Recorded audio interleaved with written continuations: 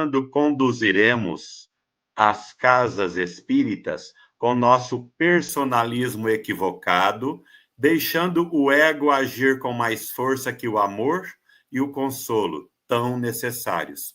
Aí vem o Wilson, Simão. O Wilson faz uma pergunta que se liga a essa. Simão, o que deve ser considerado para que alguém ocupe a função de coordenação, liderança dos trabalhos, liderança nos trabalhos da casa espírita, mais especificamente das maiores? Vamos lá.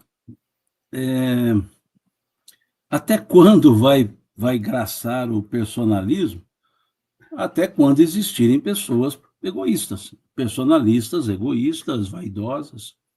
É uma pergunta que não há como se responder dando datas. Isso depende. É a mesma pergunta, não no sentido específico, mas é o mesmo sentido de pergunta, que é a última pergunta do Livro dos Espíritos. Jamais o reino do bem terá lugar sobre a terra? Os Espíritos respondem: o bem reinará sobre a terra quando as almas que nela vierem habitar, os bons sobrepujarem os maus. Então, quando vai acontecer? Quando isso acontecer. E aí disse, né, que o bem só reinaria quando da terra fossem excluídos o orgulho e o egoísmo. Então, não tem como dizer até quando, no sentido de data. O até quando é até quando, né? Ou seja, até quando? Até quando durar esse tipo de sentimento. Até quando durar esse tipo de vaidade. E eu vou além, isso não é só no meio espírita. Em quaisquer segmentos.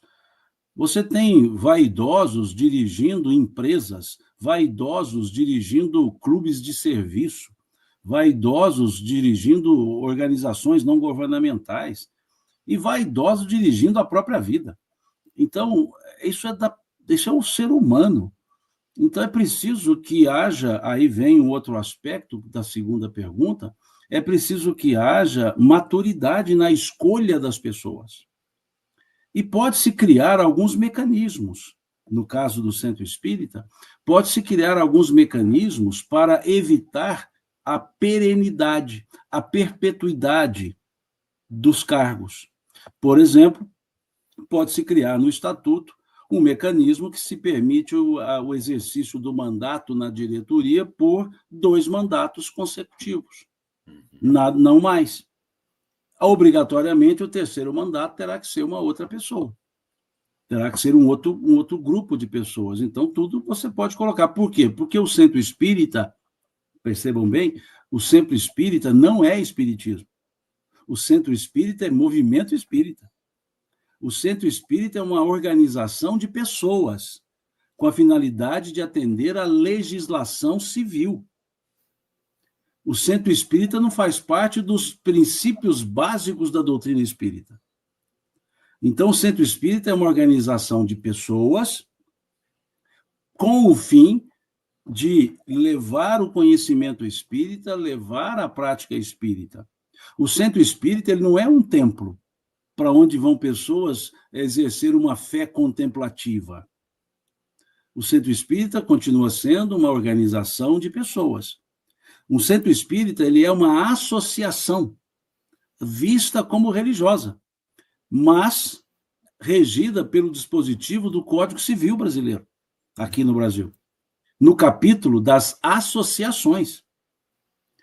E por isso, então, tem diretoria, presidência, vice-presidência, e aí vai de acordo com a complexidade. A doutrina espírita não tem presidente. A doutrina espírita não tem dono, dona. A doutrina espírita é um corpo doutrinário. E os centros espíritas, assim, são constituídos, ou seja, com a finalidade de levar o pensamento espírita. Então, pode-se criar mecanismos. Aqui, por exemplo, na casa a qual eu me vinculo em termos de trabalho efetivo, só se pode ter a renovação de um mandato consecutivo. O mandato são 2 anos e pode haver reeleição para mais um mandato consecutivamente. O terceiro, não. Aí sim entram outras pessoas. Depois pode se candidatar novamente. Isso é para quê? Para justamente evitar o personalismo, o exclusivismo, para não virar centro do fulano, centro da fulana. Então, isso é que é importante.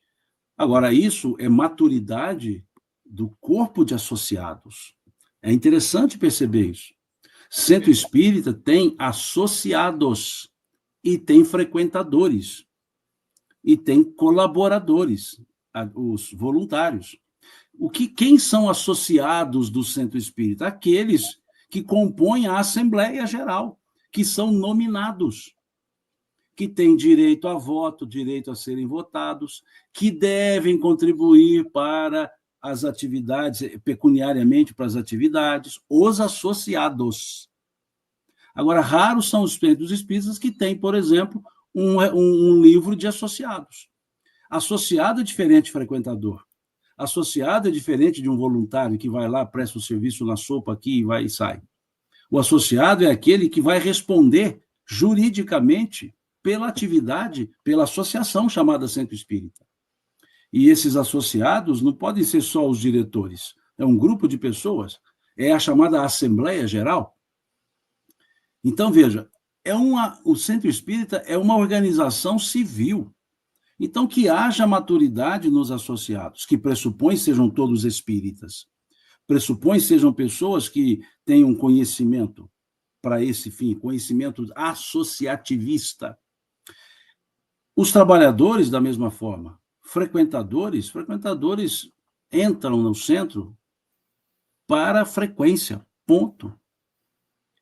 Agora, o que é preciso, então, para dirigir a casa espírita, para ser associado de uma casa espírita? Conhecer o espiritismo, para que não se coloque na casa espírita práticas estranhas ao pensamento espírita. Então, não basta boa vontade para esse fim. Para frequentar, não. Para frequentar, basta querer frequentar. Agora, o associado, aquele que compõe a Assembleia Geral, aquele que vota para a aprovação do Estatuto, tem que ter um conhecimento do que é a prática espírita. Os que estão na direção do trabalho, direção administrativa, porque não existe direção doutrinária, a doutrina se dirige por si mesma. Existem direções administrativas, que administram atividades de cunho doutrinário, por exemplo, palestras públicas, estudos sistematizados, reuniões mediúnicas, assistência fraterna, são áreas da sociedade, da associação. Então, pressupõe que essas pessoas precisam de ter um conhecimento doutrinário para que mantenha coerência nas práticas dentro do centro espírita com os ditames da doutrina espírita. Então, esse conhecimento é importante. É importante que seja uma pessoa que saiba trabalhar, conviver com pessoas, que saiba trabalhar em equipe, que saiba partilhar sem exigir o comportamento, ou melhor dizendo, sem exigir a aplicabilidade. O presidente de centro não detém o poder de mando, ele detém o poder de representatividade da associação. É o representante legal, ativo e passivamente, mas não é o dono da doutrina espírita. Então, a equipe é colegiada. Se olharmos o que Kardec sugere em um dos seus artigos, que está lá no livro Obras Póstumas, intitulado Projeto Espírita de 1868, ele sugere um comitê central. Ele não sugere que a sociedade seja dirigida, e veja como é que se chamava o centro, Sociedade Parisiense de Estudos Espíritas. Por que sociedade? Associação de pessoas. Uhum. É que aqui nós preferimos chamar de centro, mas existem muitos centros que são chamados de associação espírita, sociedade espírita. Uhum. Aqui mesmo, o centro ao qual eu me vinculo como associado é Sociedade Espírita Casa do Caminho. Por quê? Porque para deixar claro que é uma reunião de pessoas. Então, Kardec sugeria um comitê central, para que não houvesse ditadura, para que não houvesse personalismo, mas para que se houvesse consenso. A maturidade num grupo de pessoas, quando a equipe é madura, não se tem debate, não se tem sequer votação para aprovar ou não determinada ideia. Sempre se tem consenso. Consenso é diferente de votação.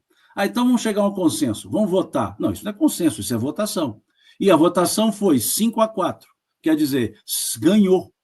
Então não é consenso. Consenso não tem um grupo que ganha e um que perde. Consenso é quando se chega a uma ideia partilhada, comum a todos. É quando eu digo assim, olha, eu penso um pouco diferente, mas, considerando os seus argumentos, eu apoio a sua ideia. Embora eu talvez pense diferente, mas vamos trabalhar com a sua ideia. Isso é consenso em vez de voto. Então, uma casa espírita madura não teria votação para aprovação de nada, a não ser, nem o estatuto, por consenso. Então, o que falta é maturidade. Maturidade, mas vejam, não só para casa, uma casa espírita que tenha dirigentes ditatoriais, eles também serão ditatoriais se forem dirigir até um clube de futebol. Porque isso é da personalidade da pessoa, é a pessoa que não tem a maturidade para a vida coletiva. É a pessoa que vive em sociedade, mas despreza a lei de sociedade que o Espiritismo nos apresentou. Então, é importante nós percebermos isso.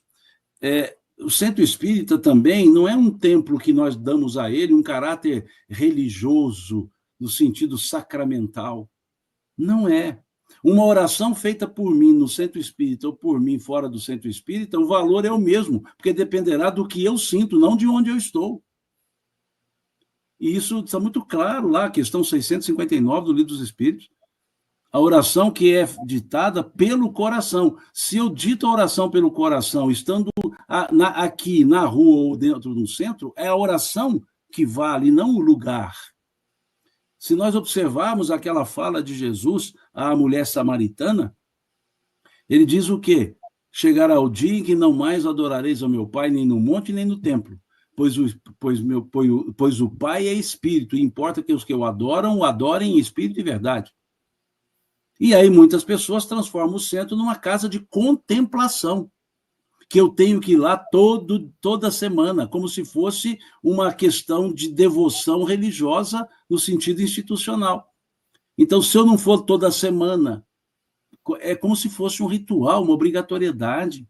Não, hoje é dia de ir ao centro. Qual é o dia de ir ao centro? O dia que eu me senti em condições de ir, o dia que eu sentir a vontade de ir, o dia que eu perceber que aquilo é necessidade e não obrigatoriedade, e não regularidade. Hoje mesmo, estou aqui com vocês, é dia de reunião na nossa casa espírita.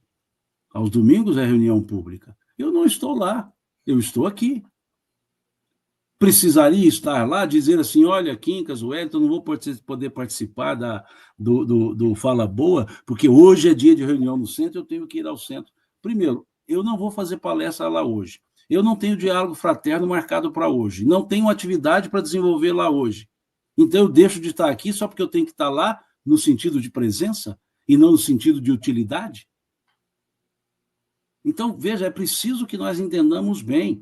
Embora Emmanuel fale com muita precisão, de uma maneira simbólica, que o centro espírita é um templo, uma escola e um hospital, isso é força de expressão. Isso é para dizer que na coletividade nós podemos nos ajudar, nos instruir, cuidar de nós mesmos. Mas não quer dizer que são paredes. Vocês dois conhecem o centro espírita lá do bairro Progresso, na nossa querida cidade de Pratinha. Onde era o centro espírita? Debaixo dos pés de eucalipto. Me lembro bem quando falei lá, os banquinhos colocados ali, coladinhos nos troncos dos pés de eucalipto. Ali era o centro espírita, não tinha parede, não tinha nada. Era um centro espírita que, com certeza, em período chuvoso não funcionava. Ou seja, não tinha reunião. Mas, veja, deixava de ser um centro espírita? Era uma comunhão de pessoas. Hoje, fizeram lá uma área maior, mas, vejamos, ali era o centro espírita. Onde era o centro espírita lá de Eurípides Barçanufo, né, assim, no sentido não de construção, a mangueira que ficava dentro da construção. Tem lá o Colégio Allan Kardec, uma belíssima mangueira, e ali ele se reunia sob a sombra da mangueira, ficava ali conversando, não ia para o salão. Chico não fazia debaixo do abacateiro? Poderia o abacateiro até estar dentro do terreno do centro, mas o abacateiro não era um salão. Então, veja, isso é para mostrar que não é o lugar que determina a qualidade. É a qualidade que vai dar condições ao lugar. Emmanuel tem uma frase muito, muito bonita, está lá no livro Consolador. Ele diz assim: o êxito do plano espiritual em favor do cristianismo redivivo, em curso na Terra, não depende da quantidade de pessoas que o buscam, mas da qualidade daqueles que militam em suas fileiras. Então, a gente precisa observar o centro com isso. Eu me lembro, vejo o aspecto arraigado, quando nós propusemos aqui na casa que frequentamos ter a reunião aos domingos, algumas pessoas assim um tanto, não vou dizer radicais, mas um tanto assim tradicionalistas, disseram o seguinte para mim, algumas pessoas: Simão, mas centro espírita não faz reuniões aos domingos. Por quê? Porque domingo é católico e evangélico que faz culto, e missa e culto. Centro espírita não faz isso. Então, o detalhe é que domingo é proibido porque outros utilizam o domingo para um encontro religioso. Veja que falta de coerência. Porque, em outras palavras, a pessoa estava dizendo domingo é dia de descanso. É isso que ela queria dizer. E aí já é o contrário. Não se descansa trabalhando em prol do Cristo. E as reuniões mais frequentadas são as do domingo. Por quê? Porque os estudantes noturnos podem ir aos domingos à noite. Verdade. E durante segunda a sexta eles têm que ir para a escola, para a faculdade, escola. Os trabalhadores noturnos, né, os professores, aqueles que trabalham em regime de noturno durante a semana. Veja que utilidade seria isso. Agora, por ser domingo, tem que ir todo domingo? Não, vão quando puderem, quando tiverem condições. Agora, os trabalhadores, os voluntários que estão naquele dia para o trabalho, com chuva, sem chuva, com chuva de granizo, com chuva de canivete aberto, estarão lá. Com frequentadores ou sem frequentadores, estarão lá. Porque esses são os servidores.